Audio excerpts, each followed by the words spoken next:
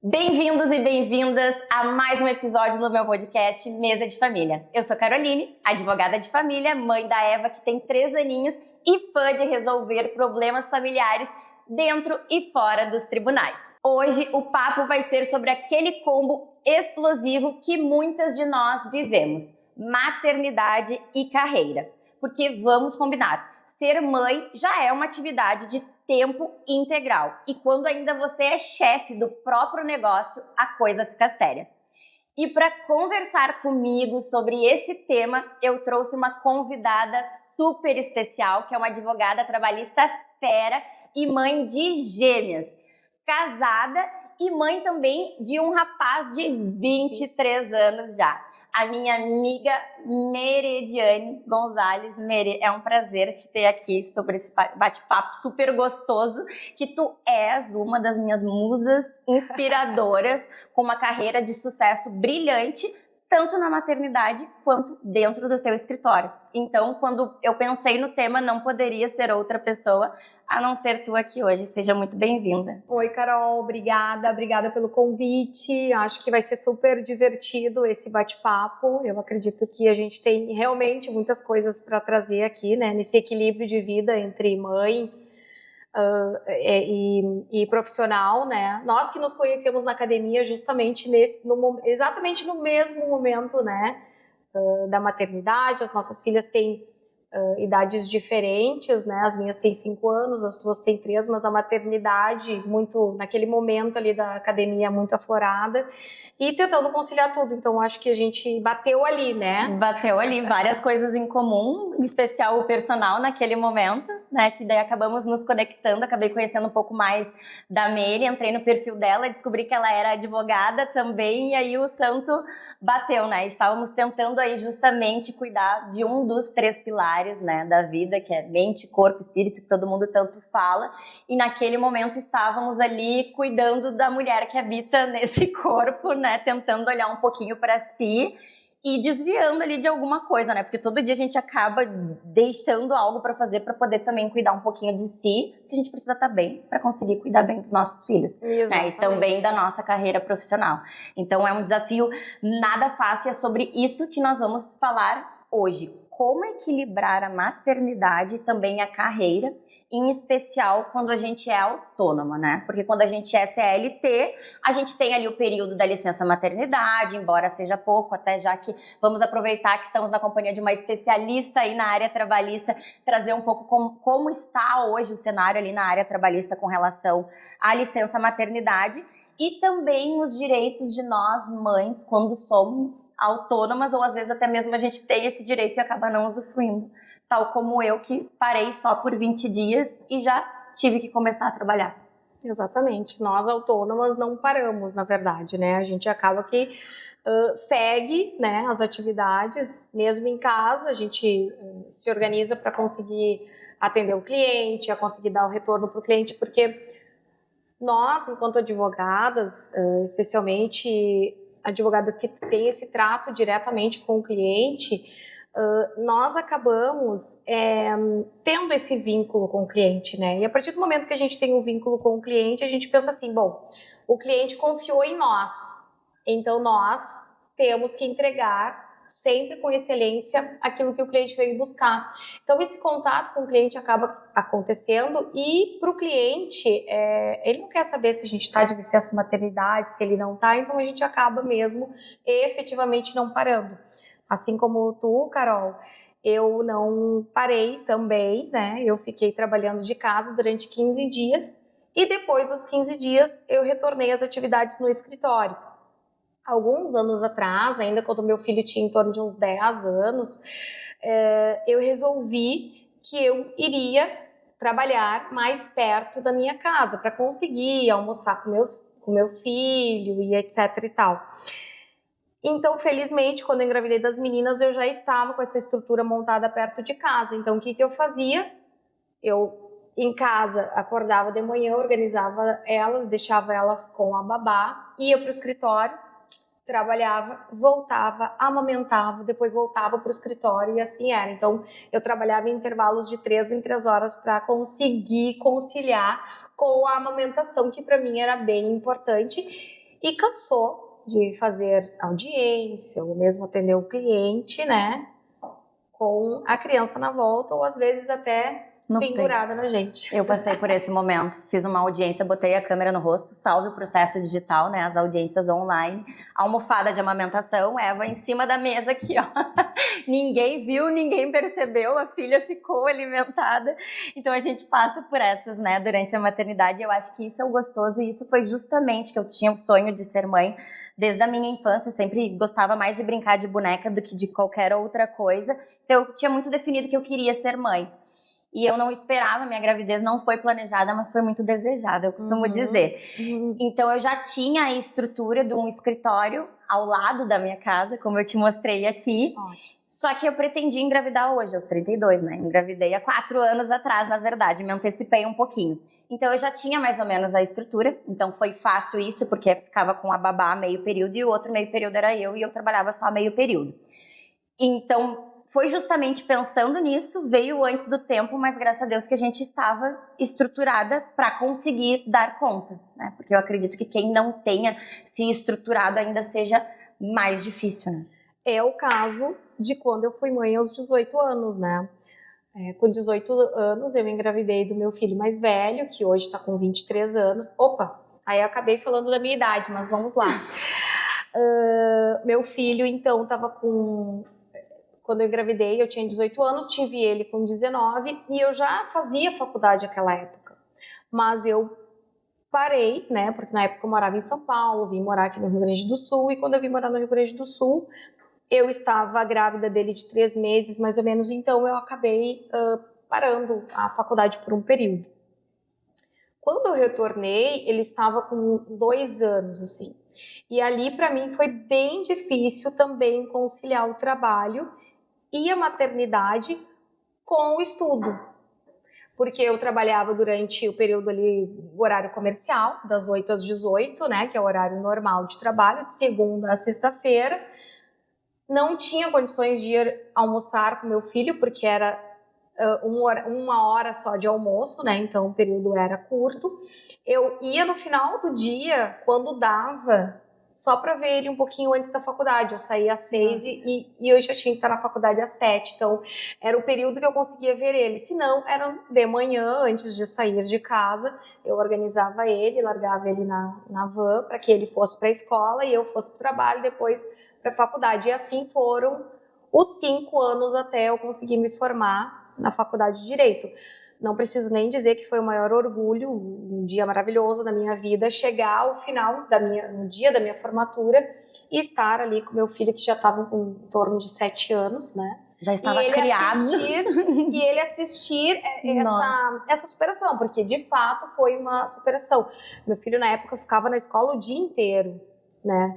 Então tiveram algumas coisas a enfrentar naquela época que não foram fáceis, né? Mas a gente enfrenta para conseguir vencer, né? Para sair da onde a gente está, a gente vai ter que fazer algo diferente, senão a gente não vai sair do mesmo lugar, né? Nesse período, eu conheci algumas pessoas importantes na minha vida, sabe, Carol? Um chefe ou uma pessoa que me dava um conselho. E eu lembro de 2 conselhos que eu recebi naquela oportunidade que foram assim: o teu filho, ele vai ter muito mais vínculo contigo se tu tiveres a qualidade do tempo e não apenas a quantidade. Então, isso foi uma coisa que eu sempre foquei. Quando eu estava com ele, eu estava com ele. E outra situação também que eu ouvi foi dizer assim: hoje ele não está te exigindo nada. A vida dele é a vida que tu consegue dar a ele. Mas daqui uns anos, momento que ele escolher uma faculdade, o momento que tu quiseres colocar ele numa escola, né, melhor, porque a gente sabe que as escolas particulares não custam barato.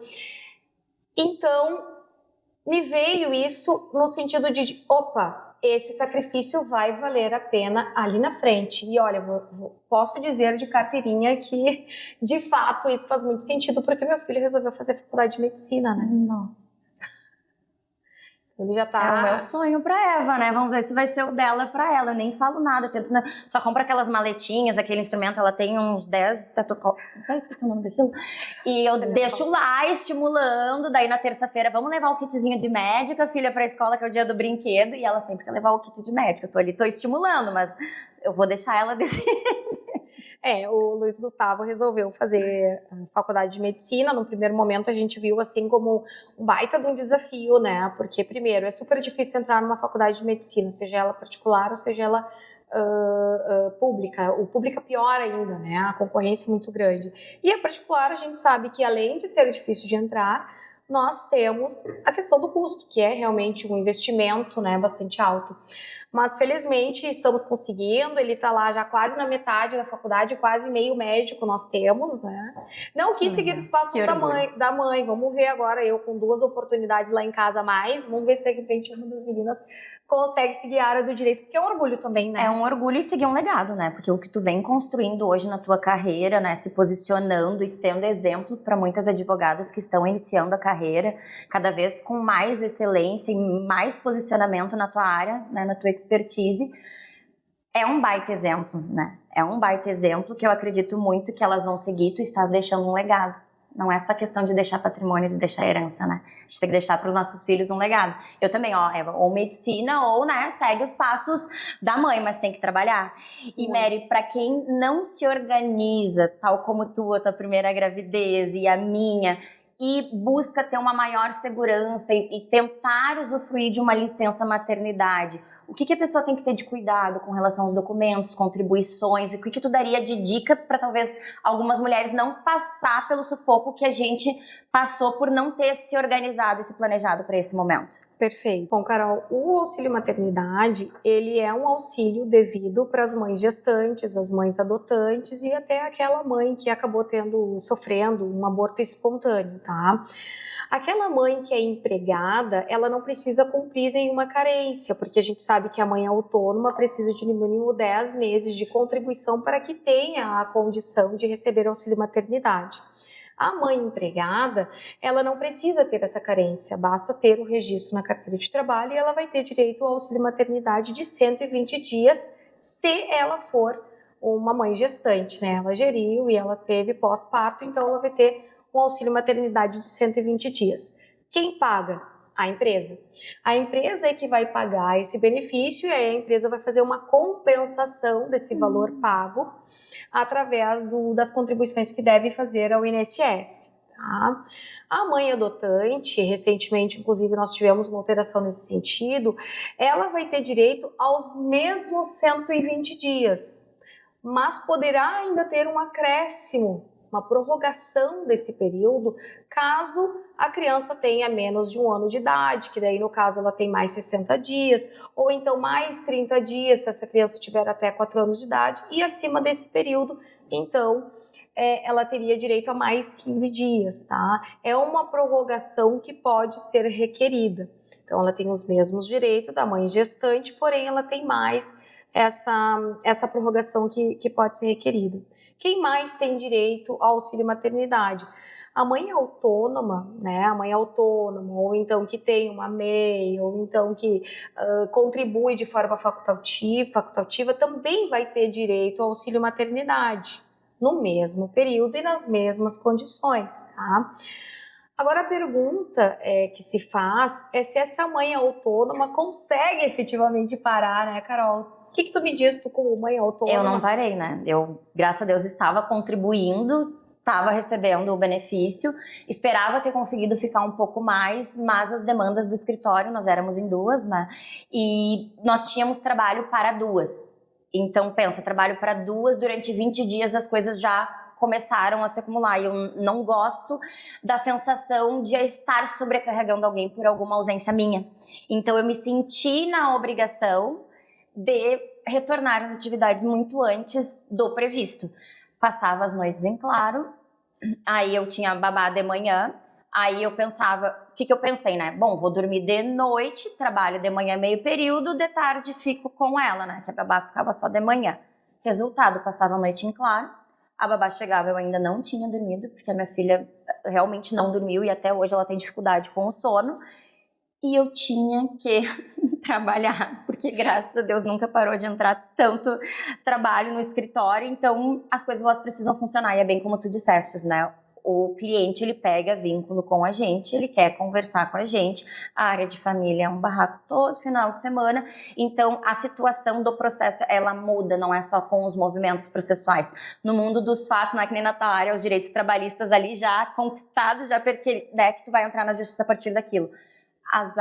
Os processos de família têm que fazer atualização do processo quase que todo mês, então é um processo ad infinito, eu costumo dizer, até as partes pararem, decidirem ou dar um trânsito em julgado daqui a 10 anos. Então é bem complicado. Eu gostaria de ter parado um pouco mais, recebi o auxílio, mas a licença que o trabalhador da CLT tem essa vantagem, porque consegue parar de fato, a autônoma não tem, então a gente tem a flexibilidade, que é a nossa maior vantagem, mas em compensação para a maternidade a gente tem que se organizar muito, ou então é esse equilíbrio, né, de ter uma rede de apoio ou tu ter condições financeiras de contratar uma babá para dar aquele suporte, ou tu delegares isso para uma escola, uma instituição, ou tu ter uma rede de apoio muito boa de avós, né, que é muito bom poder ajudar na criação, né, dos avós, se o pai também trabalha fora, senão teríamos o pai. Mas a figura do pai também geralmente precisa trabalhar fora, que foi o meu caso e as duas avós da Eva, à época, quando eu tive ela, hoje, graças a Deus, as duas estão aposentadas, trabalhavam fora. Então era eu pagar a babá para conseguir trabalhar, e mesmo assim a babá era só meio período, e depois era um Deus nos acuda, né? Mas graças a Deus deu tudo certo, tá ali, tá criada, tá bem, tá saudável, a gente sobreviveu. Mas a gente pode se organizar melhor, né? E se eu te falar assim, Carol, eu, mãe, empresária, né, tenho direito ao auxílio maternidade, não te parece um pouquinho estranho? Parece. Porque a gente tem direito a receber o auxílio maternidade enquanto contribuintes ao INSS, porque a gente tem a qualidade de segurada, né? Se a gente, claro, contribuiu aqueles 10 meses ali que eu mencionei de carência, mas a verdade é que a gente nunca para. Então, eu diria assim, nós, né, autônomas, trabalhadoras autônomas, nós temos o direito, sim, ao auxílio maternidade, mas de parar, nunca. A gente não para. A gente não consegue, né? Às vezes a gente até tenta, fala que vai parar, vai dar uma diminuída. Quando vê, já tá indo, né? Tem que ter muito controle da questão do... Eu lembro quando eu resolvi engravidar das meninas, o meu filho já estava com quase 17 anos, né? E eu resolvi engravidar das meninas. Das meninas, não. Quando eu resolvi engravidar de um bebê. E vieram 2. Quando eu recebi, assim, quando eu fui fazer o primeiro ultrassom, eu peguei aquela ultrassom, aparecia assim, né, 2 saquinhos gestacionais, 2 fetinhos. Eu só peguei aquela foto daquele exame e mandei para a família, mandei para os amigos. Sem dizer nada? Sem dizer nada, só mandei. O telefone começou a tocar o tempo todo, porque todo mundo estava me dizendo, como assim? São 2? São 2? Sim, eram 2. E o nosso sonho, do meu marido, era de ter uma menina, né? Porque nós já tínhamos um menino, então nós queríamos, obviamente, ter uma menina. Então nós ficávamos pensando assim, bom, são 2. Então, um deles vai ter que ser menina. Né? Aí nós fomos fazer o exame, daí para descobrir, fazer a sexagem, e daí nós descobrimos que eram 2 meninas. E o meu marido só ouvia assim, prepara.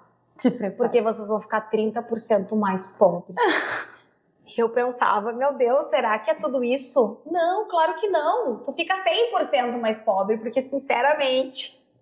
Menina gasta mais, né? Não é que a gente fica mais pobre, não. Eu não gosto de falar que eu não gosto de falar nada sempre pro lado negativo. Na verdade, a gente teve que batalhar, correr muito mais atrás para que a gente conseguisse manter o padrão de vida que nós tínhamos, obviamente, com o acréscimo do meu filho querer fazer a faculdade e com o acréscimo das meninas também voltarem. Então, pensar em usufruir de 120 dias de auxílio maternidade, nem pensar. Usufruir de 120 dias de maternidade era algo assim impensável. Muito distante, né? muito distante para advogado. Mãe de gêmeas, e vocês oraram direitinho, né? Porque além de ser menina, vem o dobro. Depois me passa a oração ali, gostei.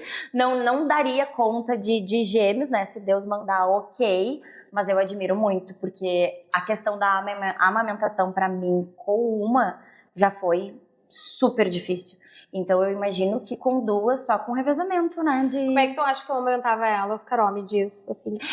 Uma em cada peito ou uma de cada vez? Pode botar 2 ao mesmo tempo? Porque eu gosto de otimizar tempo, né? Eu sou metódica. Eu ia botar uma pra cá e ainda trabalhar no meio. Exatamente, Carol. Exatamente nesse sentido. Eu também gosto de economizar o tempo, gosto de otimizar o tempo, então eu colocava uma de cada lado.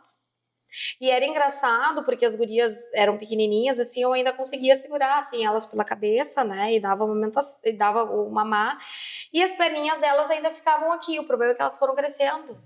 E aí eu vinha cada vez mais pra frente, porque as pernas delas iam ficando aqui, até que elas começaram a incomodar. E ali eu vi o verdadeiro sentido de ser mãe de gêmeos, porque elas se implicando o tempo todo, né? Então elas já se implicavam aqui. Elas começavam a se implicar, elas começavam a se bater com as pernas aqui, e aí eu comecei a amamentar elas de forma individual. Então eu consegui amamentar elas até 10 meses, mas foi assim, desde sempre foi um perrengue mesmo, para conseguir amamentar, para conseguir gerir, né, a nossa atividade, nosso trabalho, gerir a casa, gerir a função, a educação com elas, né? Elas só foram para a escola com 2 anos. Então, até esses 2 anos delas, 2 anos e meio, porque foi bem a época da pandemia, então a gente foi tentando gerir essas nossas atividades todas com a maternidade, né? O meu marido, graças a Deus, assim, ajuda bastante. Graças a Deus, não é ruim ficar falando, né?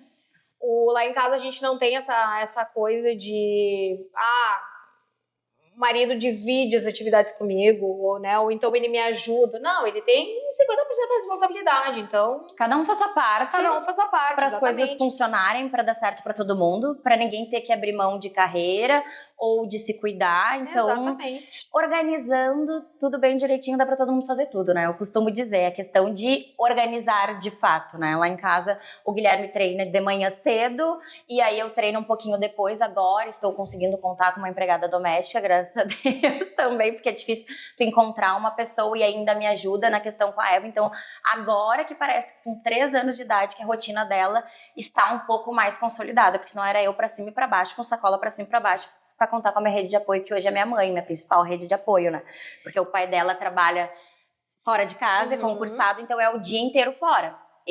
Para conseguir ainda administrar a flexibilidade da carreira autônoma que eu tenho e também conseguir dar o meu melhor para ela, eu decidi tirar ela do turno integral, fico de manhã em casa com ela, trabalho daquele jeito ali, só respondo, faço as questõezinhas administrativas para não deixar o cliente tanto tempo esperando, e de tarde eu venho para o escritório e faço a produção técnica, né, e a maior parte dos atendimentos presenciais também, tudo no turno da tarde, mas é uma questão de se organizar, é possível, exatamente, né? É organização, a palavra-chave é organização.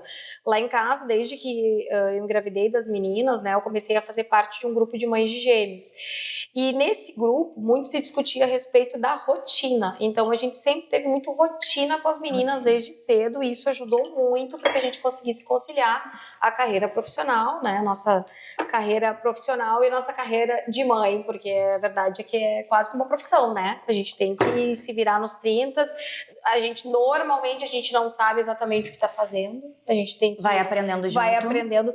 Mas tem uma situação muito engraçada que eu gostaria de compartilhar aqui com vocês, porque foi muito divertida mesmo. Hoje eu acho divertido, né? Tu comentaste a respeito do cansaço que nós ficamos, né? Quando a gente recentemente ganha a filho, que a gente faz ali pós-parto, o puerpério, assim, né? O pós-parto, nós nos sentimos verdadeiras heroínas. A gente fica acordada de noite, a gente dá mamar, a gente até chega a dar um refresco pro marido. Eu fui dessas, que deu um refresquinho ali, de vez em quando eu cutucava ele, vai que é contigo. Mas eu me sentia muito empoderada, mas o cansaço vai vindo. A gente começa a ficar cansado, a gente fica num estado de exaustão tão grande que tudo começa a perder um pouco o sentido, né? A gente começa a ficar muito cansada e aí a gente começa a ficar irritado, daí a gente começa a se questionar diversas coisas. É um processo de desconstrução e reconstrução. Né? E teve uma história engraçada que foi a Dinda das minhas filhas, foi lá em casa, nós estávamos conversando, a minha casa tem 2 pisos, então nós estávamos ali na cozinha, na sala, conversando. As gurias resolveram lembra do que eu falei da rotina? Então era o horário delas, então eu resolvi subir com elas para fazê-las dormir. E a Dinda subiu junto, e as gurias dormiram, e eu fiquei ali conversando com a Dinda. Eu não lembro como, eu só lembro que eu apaguei. Eu dormi conversando com a Dinda. Até hoje ela fala sobre isso, né? Ela disse assim, olha, eu não sabia o que eu fazia. E aí subiu o Gabriel, que é o meu marido, para conversar ali junto. E nós dois dormimos. Então eram os dois dormindo em cima das filhas. E aí a Dinda, meu Deus, o que eu faço? Vou embora? Fico aqui, porque eles estão nesse nível de cansaço, daqui a pouco não vão acordar a hora que as crianças precisarem de atenção, né? Mas a verdade é que quando as crianças precisam de atenção, a gente já tá lá de novo, em pé, acordado, pronto pra próxima. E elas choram, né? Elas apitam. Então, se mantém instinto de sobrevivência, elas choram, a gente acorda no susto. Lá em casa era assim, uma chorava, a outra também. Então...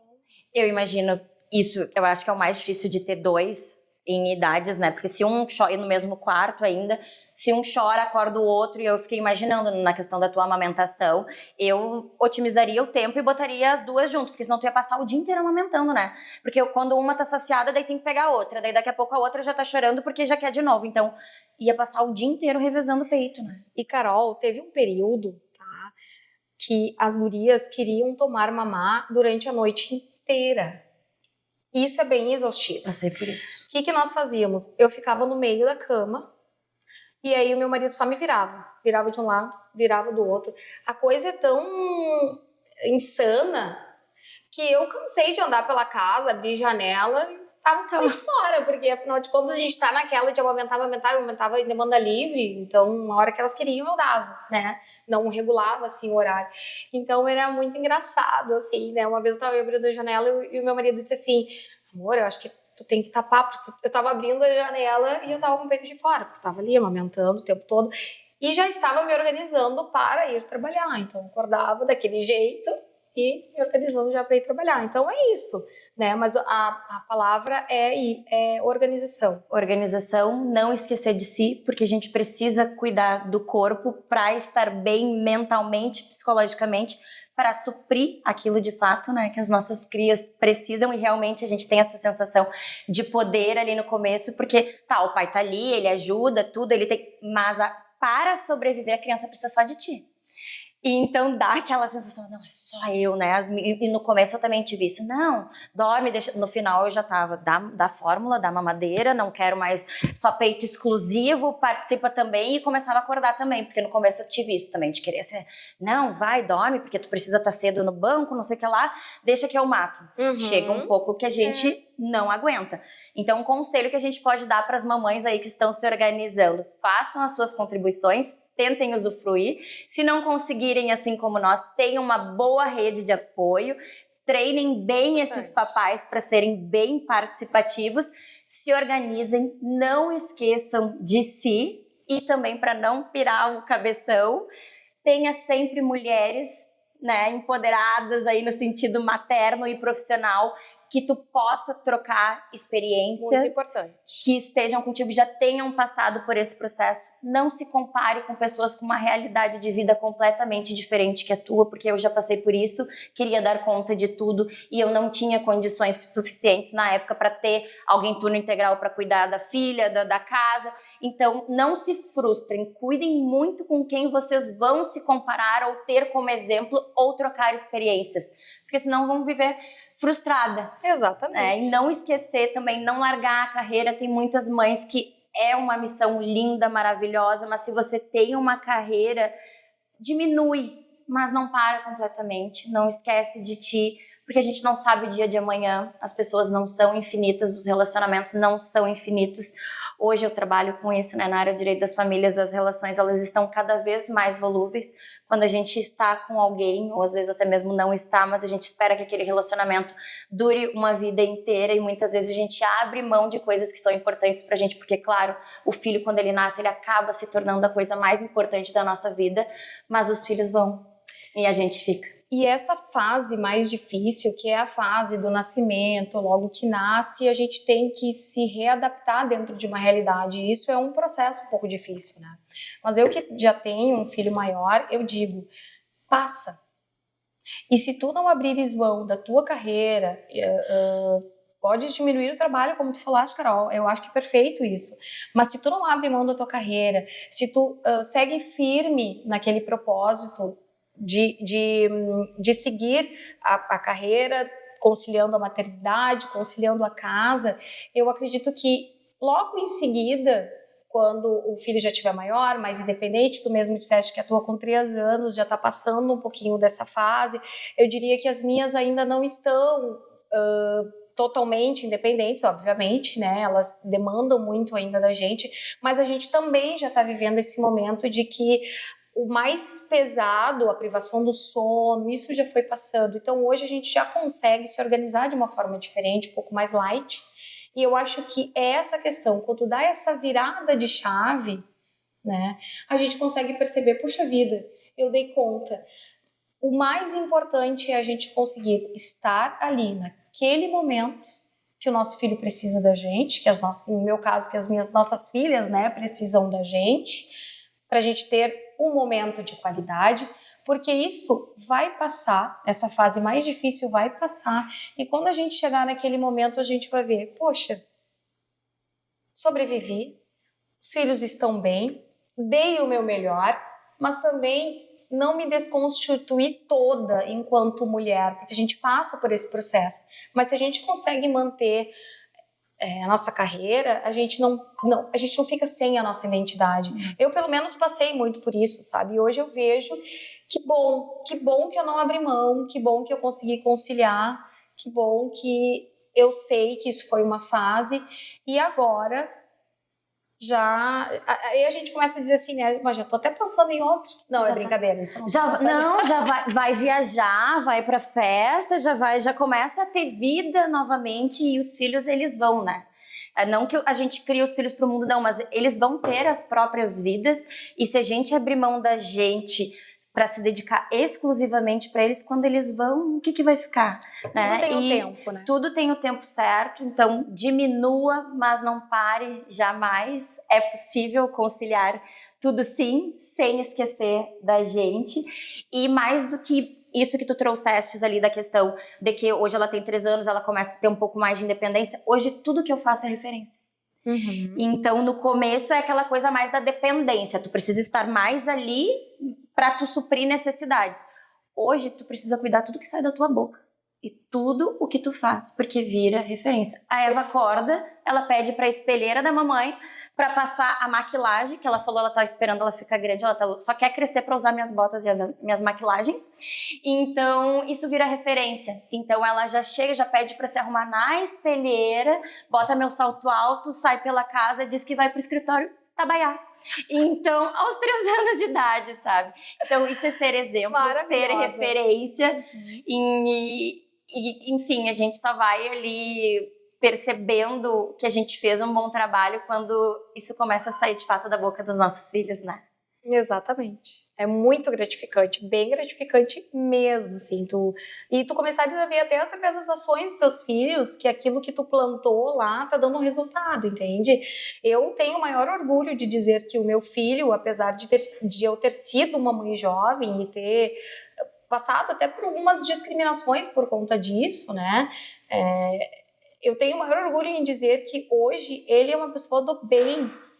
Ele é um ser humano incrível.